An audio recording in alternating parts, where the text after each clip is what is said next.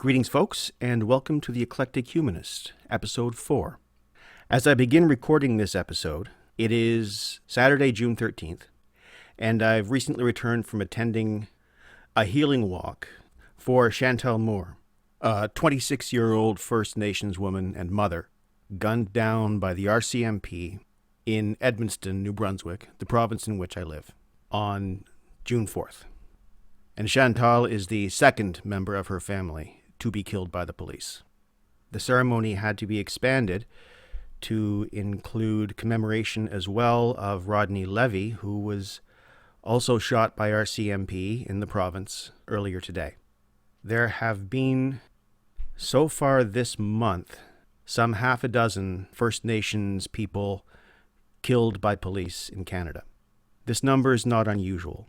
It indicates many deep historical problems. So accordingly, today, I'll be giving a historical sketch of Canada's genocide against First Nations people. This history, of course, extends back before Confederation. It extends back pretty much to first contact. I'll be starting the story in 1763 and doing my best to bring it up to the present in a reasonable amount of time for a podcast. Now, I need to make clear as I launch into this that although this is something that I have studied and the history is something that I teach, this is not my community and I speak with no authority. I speak only as a person seeking to understand and seeking to help other people understand. As with my episodes on Black Lives Matter, I speak as a person attempting honestly to come to grips with his own cultural heritage, which in many ways is a heritage of dispossession and oppression. I speak to try to cut through much of the sugarcoating that tends to be placed on cultural myths by the dominant cultures, by the cultures that control most of the public discourse. And honestly, I speak as an attempt to make some kind of amends, knowing that no amends can ever be sufficient. So whatever I discuss in this episode, bear in mind that it is incomplete, and there are many people out there and many sources composed by people whose communities have been, both presently and historically, decimated by colonial policies. Seek them out. Learn from the people whose lives have most been touched by the history I'm about to get into with you. And with that as an introduction, let's begin. So, let's start with the 7 Years' War, fought between the empires of Britain and France from 1756 to 1763. At stake in the war, basically, was control over much of North America, and to that end, both sides made alliances with various First Nations. The First Nations, of course, making the alliances to their own interests. And to be honest with you, looking back on my own schooling on this matter in the public school system in the 1970s, I was basically taught that the British were the good guys and the French were the bad guys, and the indigenous peoples who sided with the British were the good Indians, and the indigenous peoples who sided with the French were the bad Indians, and I really do hope that we've outgrown that narrative. In any case, when the British won in 1763, they made an agreement with the First Nations with whom they'd been allied. The agreement, by royal proclamation, was that land could only be acquired from First Nations by treaty, and only the Crown had the authority to make a treaty with First Nations. Now, let's pause for a moment and unpack what that actually means. Put simply, it means that no private interest and no merely local government has the authority to negotiate a treaty with a sovereign First Nations government. Or to put it even more basically, the sovereignty of First Nations is recognized in 1763 by royal proclamation, and negotiations over land can only be conducted nation to nation. The Crown is the nation on the one side, and the various First Nations are the nations on the other side. And no colonial authority lower than the Crown is a nation, and therefore no colonial authority lower than the Crown has the authority to negotiate a treaty with First Nations. It's that simple. The understanding is nations will speak to nations. And just to be clear that I'm not trying to paint an unduly rosy picture of the Imperial British government, and nobody should ever paint a rosy picture of the Imperial British government. As I record this in Fredericton, New Brunswick, I am sitting on unceded territory. That is territory that was taken without treaty. Most of North America, most people in North America, are on unceded territory. So whatever was agreed to in 1763, it clearly went completely off the rails. Either that, or it was a lie to begin with. And quite frankly, I'm going to go with the second one. Not just because I'm a cynic, but because there was a belief at the time, or an attitude at the time, continued in some circles up to the present, that First Nations people were not due the same degree of respect that people of European extraction were due, either for racial or cultural reasons. You hear both. For example, Field Marshal Geoffrey Amherst, 1st Baron Amherst, Commander-in-Chief of the victorious British forces, architect of their strategy, first Governor-General of the territory that would eventually become Canada, and the person after whom both Amherst, Nova Scotia, and Amherstburg, Ontario are named, was quite upfront with his opinion that First Nations ought to simply be exterminated. Amherst, for example, was an advocate of the policy of distributing smallpox-infected blankets to First Nations people, knowing damn well that they had no immunity, and that this was what we would now call biological warfare. Or to put it in his words, you will do well to try to inoculate the Indians by means of blankets, as well as to try every other method that can serve to extirpate this execrable race. Now, to be clear, inoculate in his time meant something very different from inoculate in our time. Inoculate for him simply meant infect. So we have a royal proclamation on the one hand, and the attitude of the future Governor General on the other. 3 guesses as to which one carried the most weight. In any case, because this is a short podcast and because I hope you will all go and investigate this on your own, I am going to skip forward now by several decades. So let's stop briefly in 1842 to 1844, and we'll talk a little bit about the Baguette Commission. Now, the Baguette Commission resulted in a number of laws, which I'll discuss in more detail when we get to the various acts that grew out of it. Basically, it was a predecessor to the Gradual Civilization Act and the Indian Act.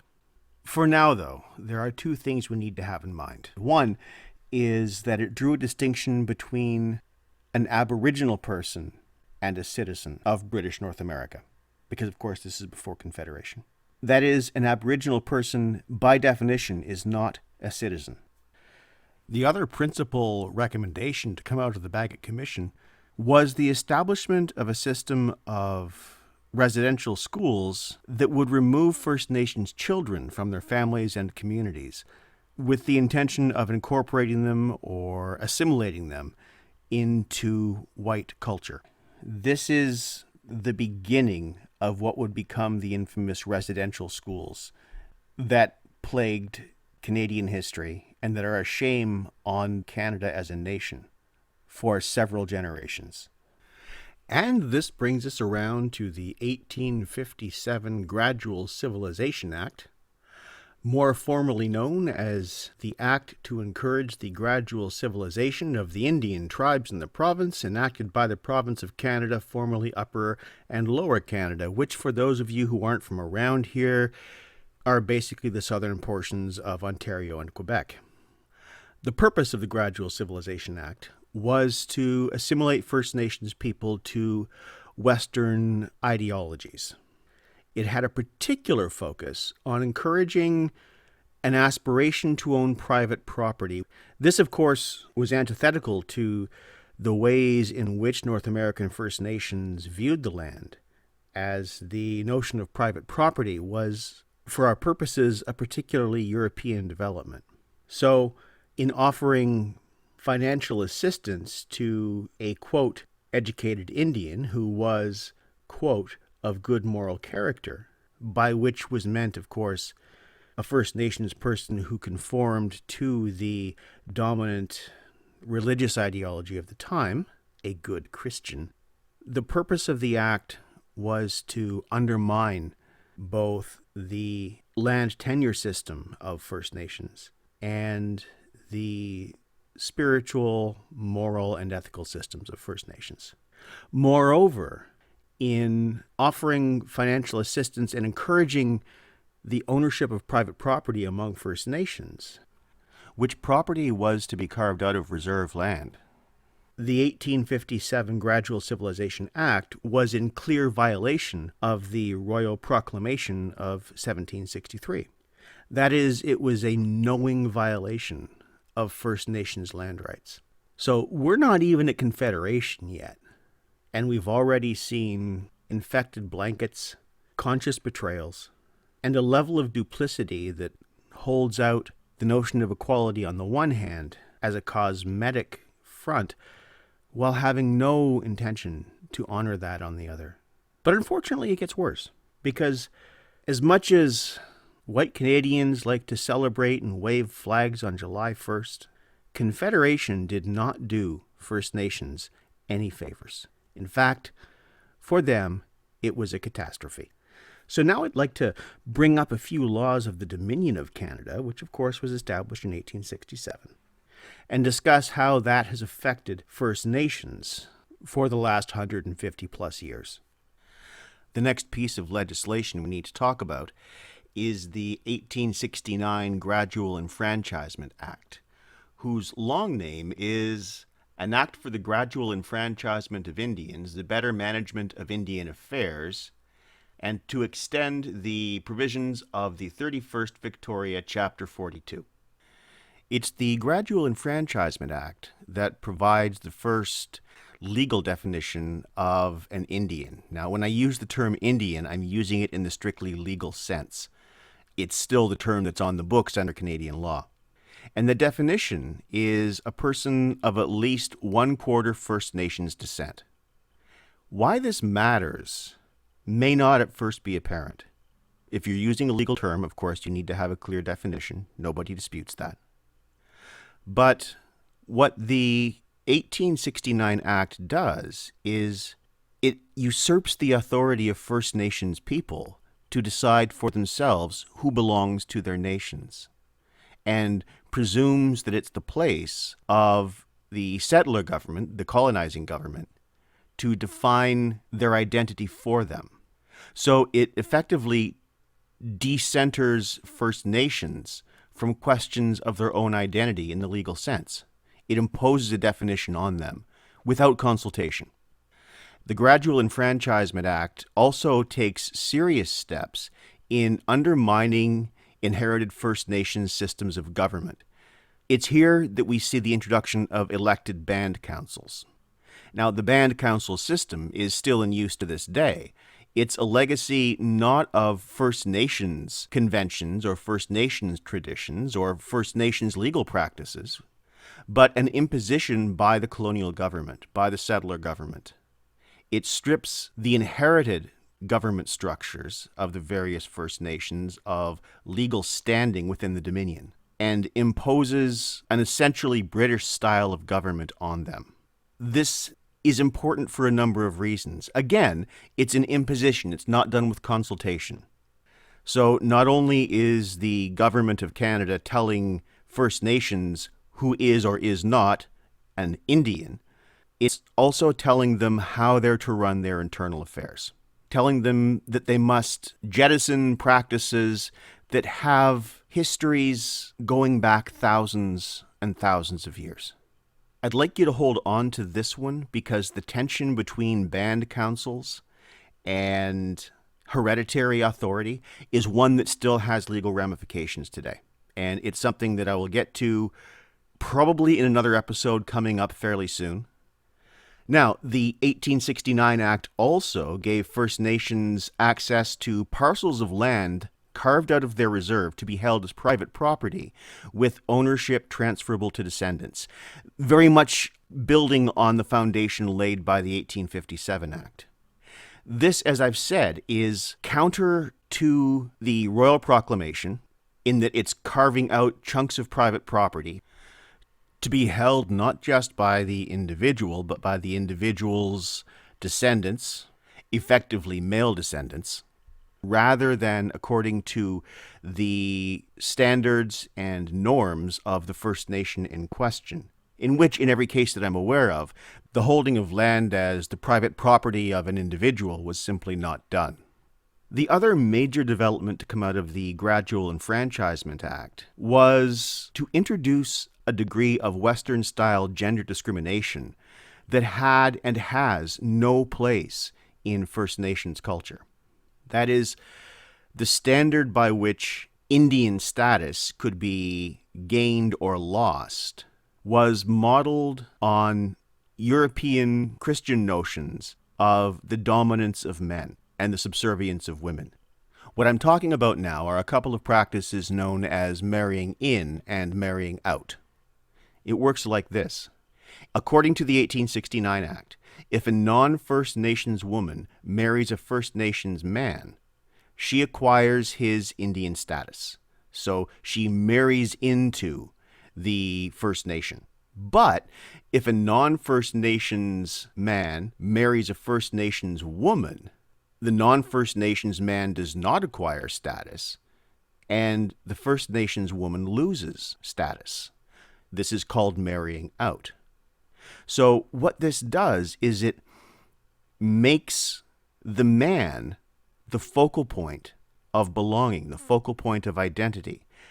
This is at odds with common practice among First Nations in North America, or at least in Canada, which tended to be matrilinear. That is, identity is established not through the man, but through the woman.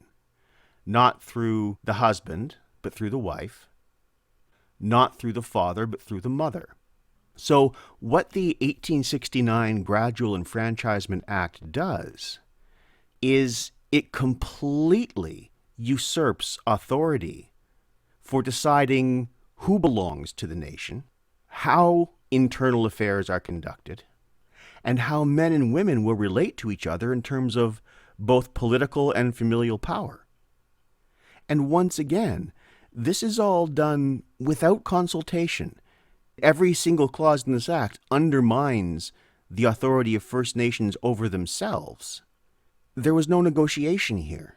So whereas the Royal Proclamation of 1763 recognizes that these are nations with whom colonial governments must negotiate, with whom the Crown must negotiate, once we reach Confederation, negotiation seems to have been chucked out the window. And we haven't even gotten yet to the Indian Act of 1876, which is where we'll go next. So, what do we say about the 1876 Indian Act? This is the most important piece of legislation regarding First Nations in Canada. It's been amended a few times, but the basic framework still followed is the framework laid down in 1876.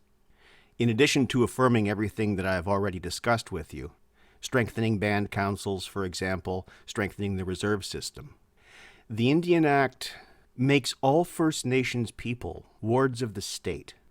Effectively, this gives them the status of children. It strips First Nations people of recognition of individual autonomy and collective autonomy. It assumes that they are not capable of making informed and responsible decisions on their own. Moreover, the 1876 Act places all First Nations bands under the authority of white Indian agents. What this effectively does is give Indian agents authority comparable to the authority a parent has over a child. Now, I want you to let that rattle around in your heads for a little while. The Indian Act effectively legally infantilizes an entire population, and it lays a framework for systemic abuse that we are still living with to this day.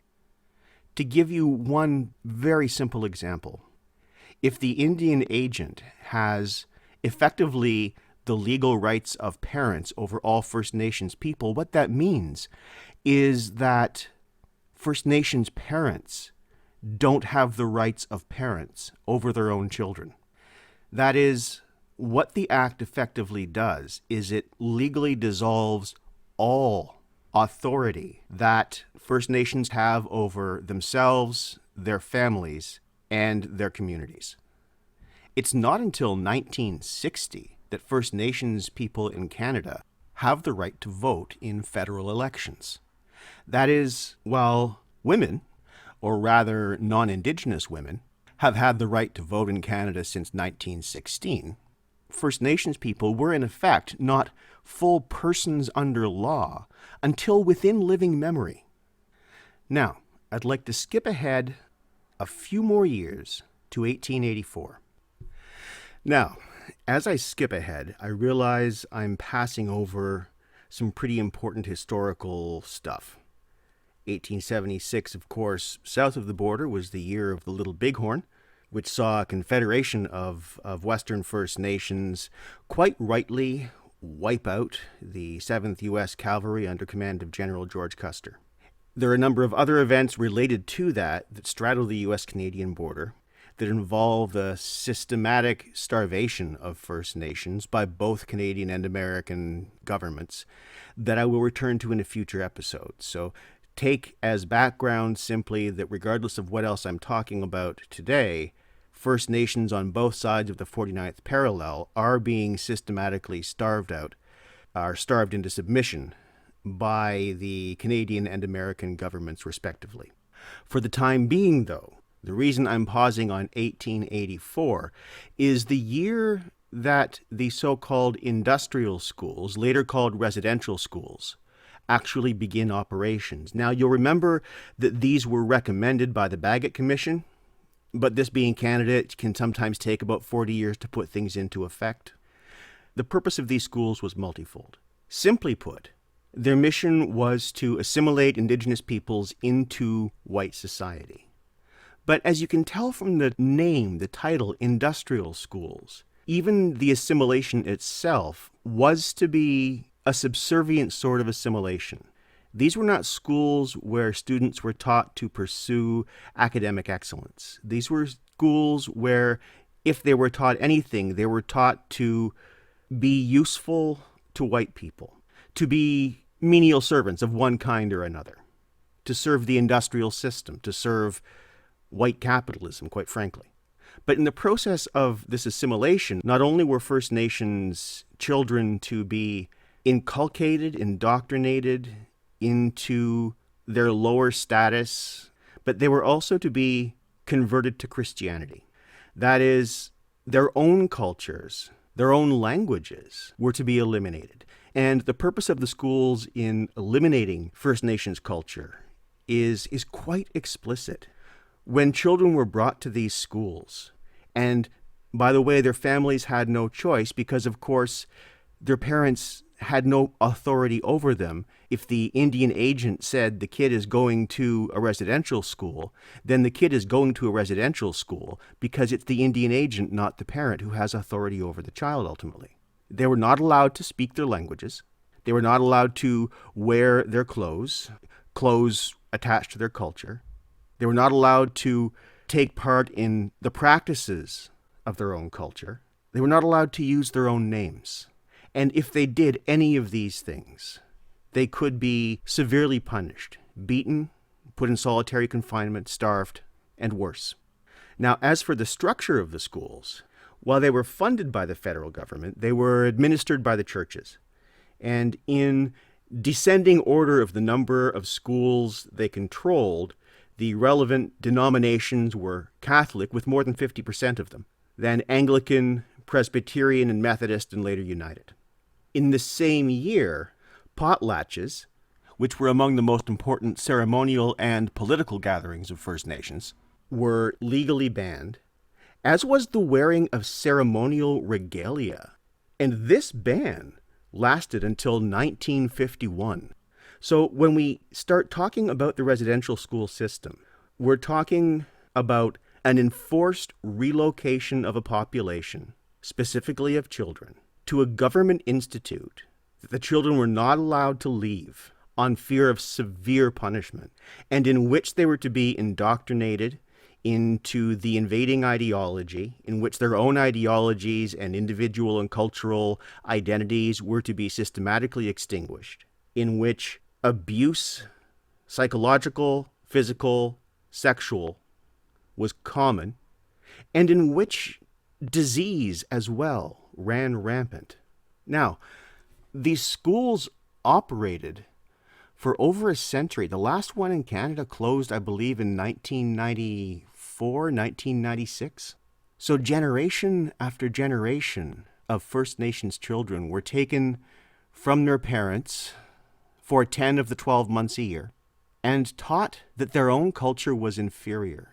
They were shown movies once movies became a thing, and among the very common types of movies they were shown was Westerns, which typically showed so-called Indians wearing red face, and the Indians, of course, in these Westerns were always the bad guys with the inferior culture. This is what these kids were taught generation after generation after generation. They were not allowed to write home. Communication was intercepted by the priests and the nuns.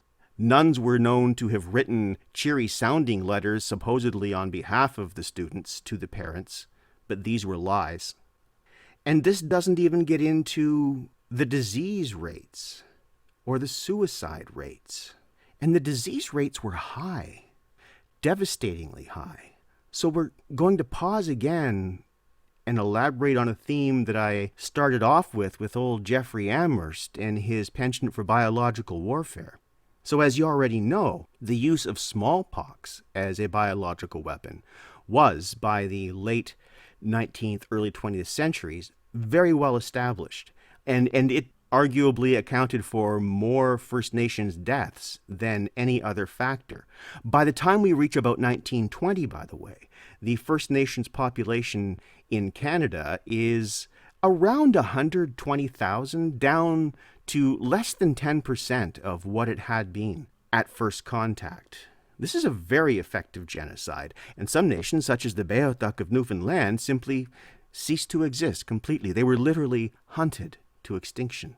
In fact, and I owe this next bit to Shannon Blackmore, a former student of mine, in fact, the last Bayotuck, who died in 1829 in St. John's, Newfoundland, her name was Shauna Ditatitis, had been, well, her remains had been on display in Europe until just a few weeks ago when she was finally repatriated.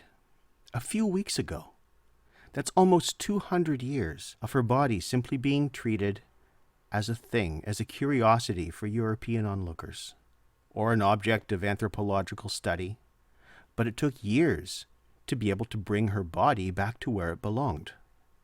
This is simply one example among so many of the dehumanization of First Nations people, both in their own eyes and in the eyes of the colonizers, that has not gone away. And I need to emphasize, this has not gone away. More on that later. But to get back to biological warfare, smallpox was a big killer. But another huge killer, especially among children, was tuberculosis. And tuberculosis ran rampant in the residential schools. Now, if you get tuberculosis, there are certain protocols that are put into effect. One, you're isolated. Two, you're taken someplace dry, where your lungs can heal, because of course it's a respiratory infection. But most importantly, you're isolated. You're kept out of contact with other people because of course the disease is very contagious. Well, when kids in the residential schools came down with tuberculosis, as they often did, they were not isolated. Not only were they not isolated, healthy children were often forced to share the beds of children with TB, virtually guaranteeing a high infection rate. So the death toll was enormous. And some of you may be familiar with the numbers coming out of the 2015 Truth and Reconciliation Commission's report of about 5,000. That figure is low. That's only the official figures. A lot of deaths weren't reported. There have been found in the last few decades numerous unmarked mass graves, and nobody knows who those kids are. But we'll return to the disposal of dead children shortly. For now, let's stick with tuberculosis. So by the early 20th century, TB rates are out of control. Children are dying, sometimes with casualty rates as high as 75%. Now, as I'm making this recording in the middle of a pandemic that has locked down the entire world economy for a fantastically lower percentage of casualties, just let that number soak in. Death rates of children in residential schools from disease could be as high as 75%. Well, it's hard to keep those kind of numbers secret forever. In 1907, Dr. Peter Bryce toured the residential schools. Dr. Bryce was the medical inspector for the Department of Indian Affairs, and he was appalled by what he saw.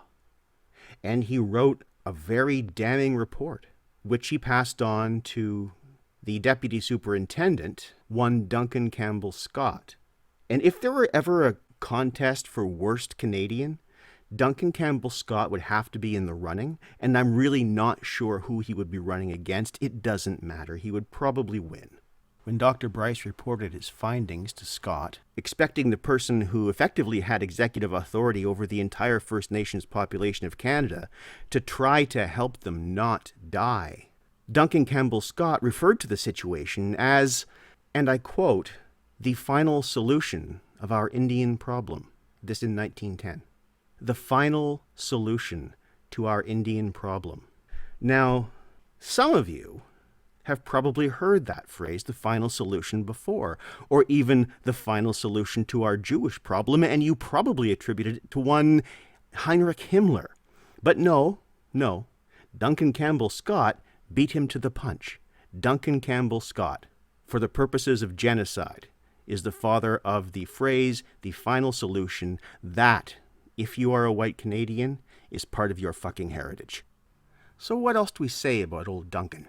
Well, given that the fatality numbers were actually very high, he had the brilliant idea, and I seem to recall some other public figure making a similar argument not that long ago, that if you didn't do the tests, your numbers wouldn't be as bad. So he simply abolished the position of medical inspector, which of course makes about as much sense as abolishing your pandemic response team, assuming, of course, that your agenda is the well-being of the people with whose care you've been entrusted. But one should never assume that agenda, should one? No inspections? No problem. This was in 1919. But the story keeps going. In 1920, residential school attendance was made compulsory for children of 7 and older, even after the lethal conditions were known, and I would say probably because they were known, because this exactly lines up with Scott's abolition of the office of the medical inspector.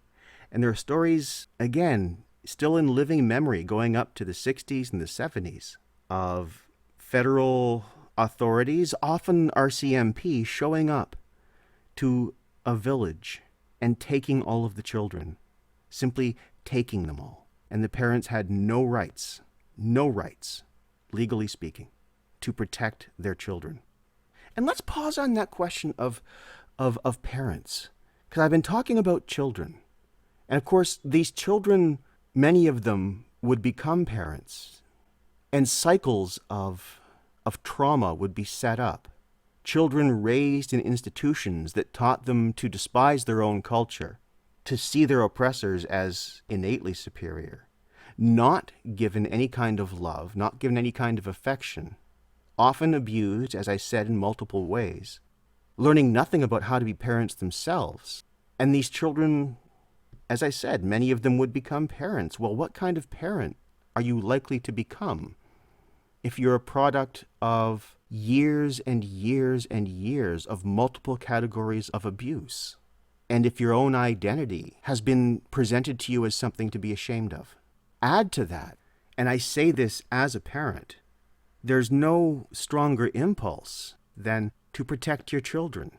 You will do anything to come between your children and harm, between your children and someone who seeks to hurt them. Imagine being a parent who systematically denied the rights to act on those instincts, especially if you're a parent who's already been put through that abusive system.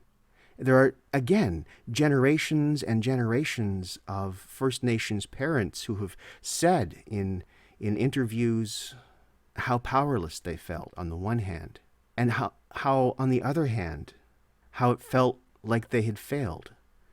Even though they knew that they were powerless, that sense of failure is still deeply ingrained. Because if something happens to your child, you do feel guilty.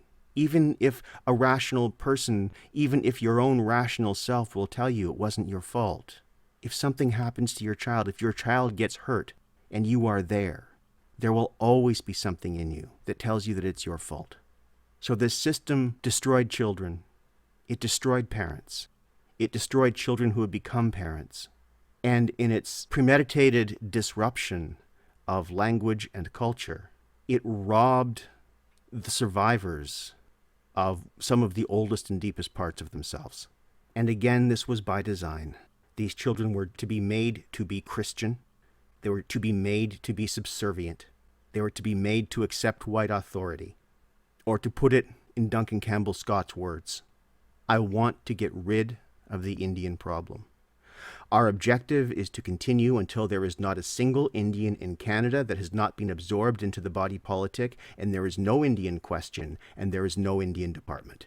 That is the objective of these schools. The objective of the Indian Affairs Department was, until fairly recently, explicitly genocidal. But let's move forward. Just following up on the question of regalia, in 1922, Chief Dan Cranmer and his guests were arrested for attending a potlatch in Alert Bay, BC. 45 people were convicted and 17 sent to prison. 17 people sent to prison for no crime other than participating in their own culture. This is Canada. And a few years later, in 1927, in response to a sovereignty challenge on the part of the Six Nations Haudenosaunee Nation near Brantford, Ontario, which I plan on addressing in detail in a future episode quite soon, the Indian Act was amended. Now, this may sound encouraging until you hear the amendment. The act was amended to make it illegal for First Nations to raise money or to retain a lawyer for the purpose of advancing land claims. That is, the 1927 amendment effectively made it illegal for First Nations to use the legal system to challenge the federal government in court.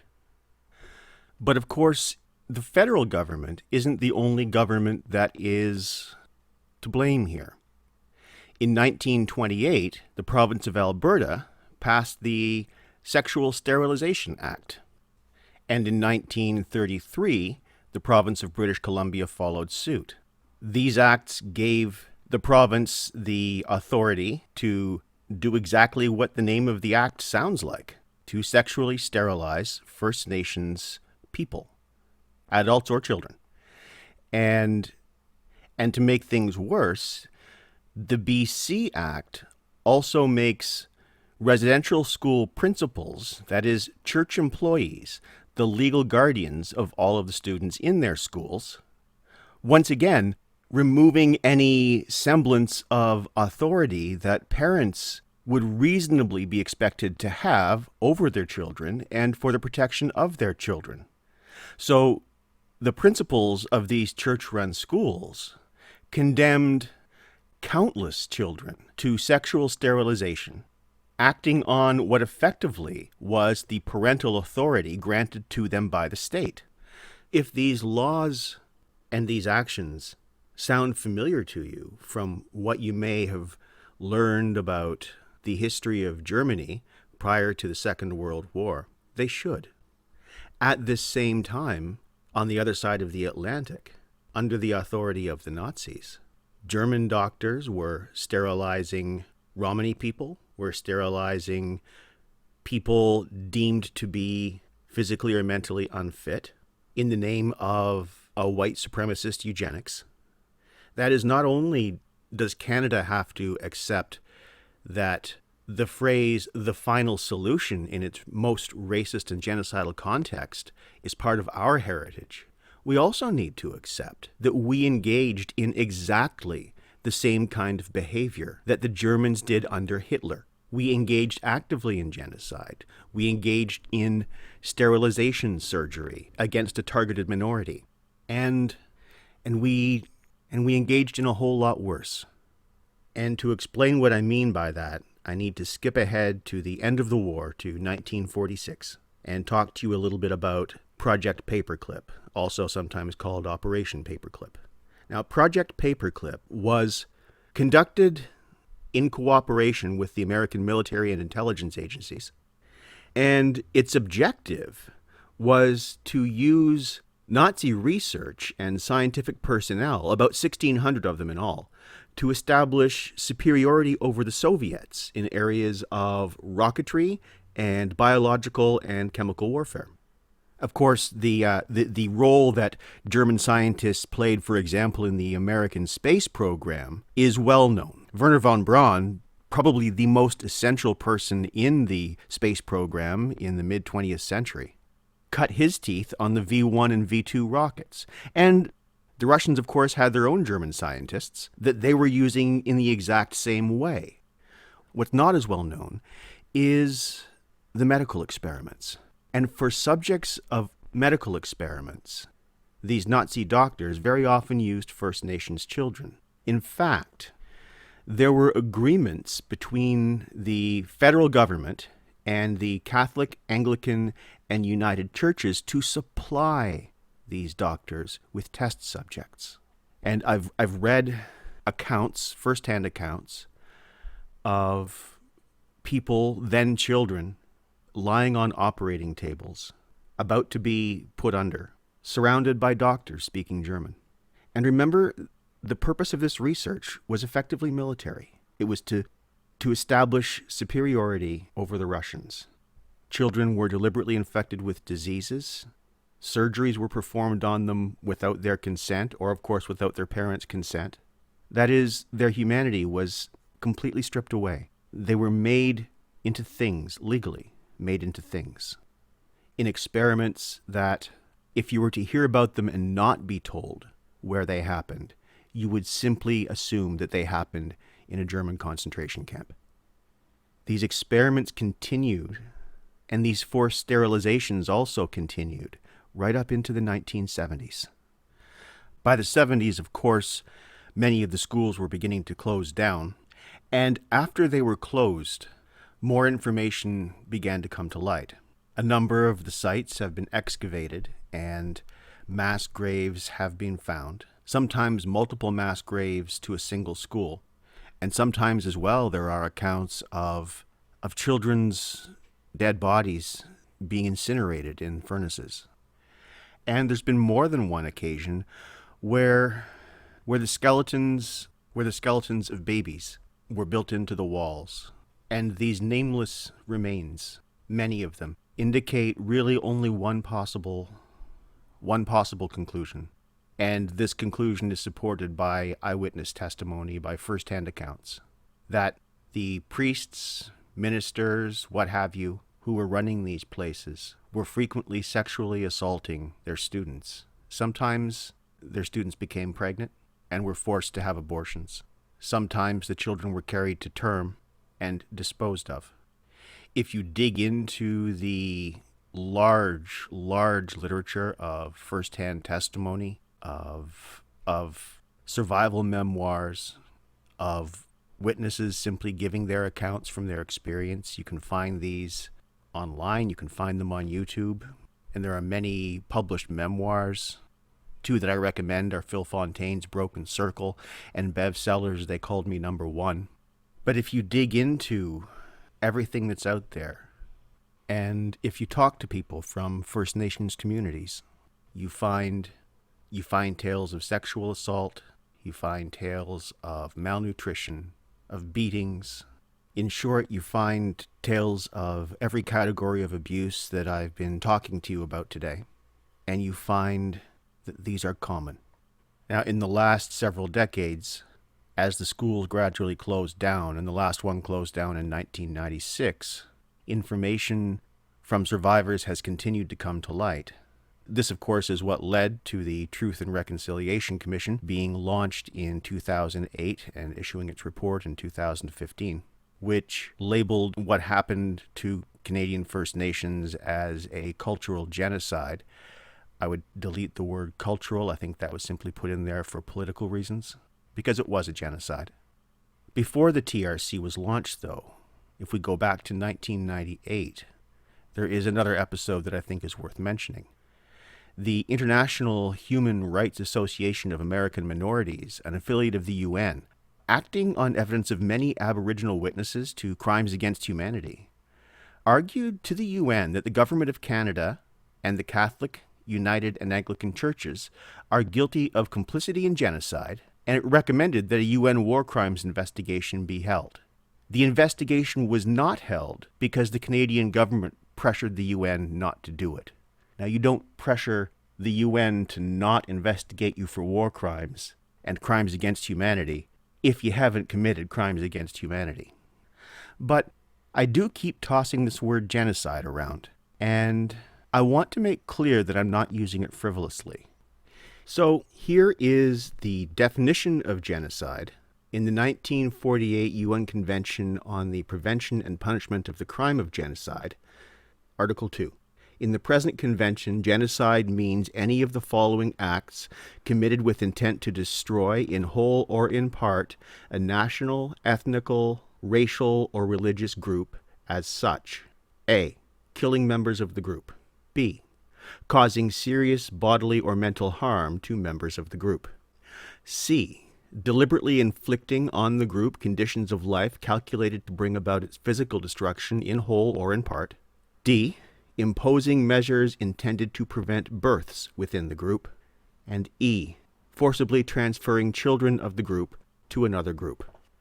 Now, as you were listening to this, I imagine you could probably fill in the blanks pretty well yourselves.